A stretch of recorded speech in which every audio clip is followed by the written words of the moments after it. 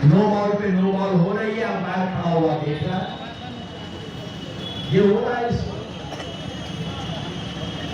मैं पूछना चाहता हूं नीतीश बाबू से, नीतीश बाबू अगर 20 साल से आप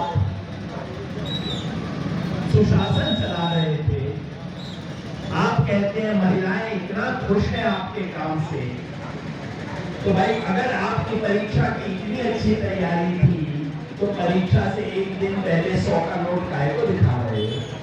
कुछ तो गड़बड़ होगी। परीक्षा की तैयारी में इसीलिए ये काम कर रहे होंगे। और एक बात साफ याद रख लीजिए, क्योंकि 10,000 के भ्रम में कई औरतों को डाल रखा है इन्होंने। ये 10,000 रुपया कोई नीतीश बाबू की जेब से नहीं आ रहा, उनकी पार्टी की जेब से नहीं आ रहा, ये 10,000 रुपया आपकी जेब से आ रहा। बिहार की जनता की जेब से पैसा निकाल के भाई साहब बैठे, इनकी जेब से पेन निकाला, इनकी घरवाली को दे दिया।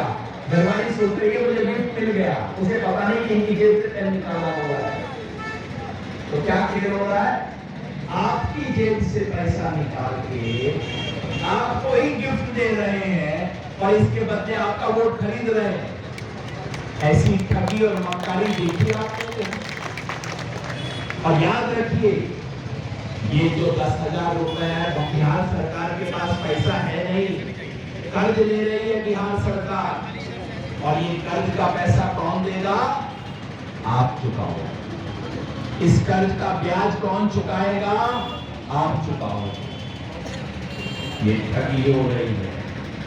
इस ठगी से भी बात नहीं बनी तो आखिरी पैतरा इनका है वोट की डकैती। ये जो बिहार में SIR हुआ है, वोटर लिस्ट का गहन पुनरीक्षण, ये कहते हैं वोटर लिस्ट में बड़ी खराबी थी। बिहार के उप मुख्यमंत्री कहते हैं बिहार की वोटर लिस्ट में बहुत घुसपैठिए आ गए थे, उसकी सफाई करने के लिए हमने ये SIR किया बिहार में। मैंने पहले दिन से कहा था, ये वोटर लिस्ट में सफाई करने की प्रक्रिया नहीं है, ये वोटर लिस्ट से गरीब गुरबा का नाम का सफाया करने का मामला है।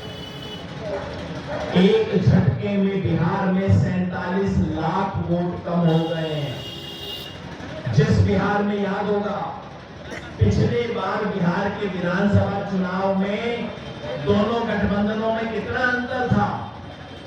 12,000 वोट का सिर्फ। जहां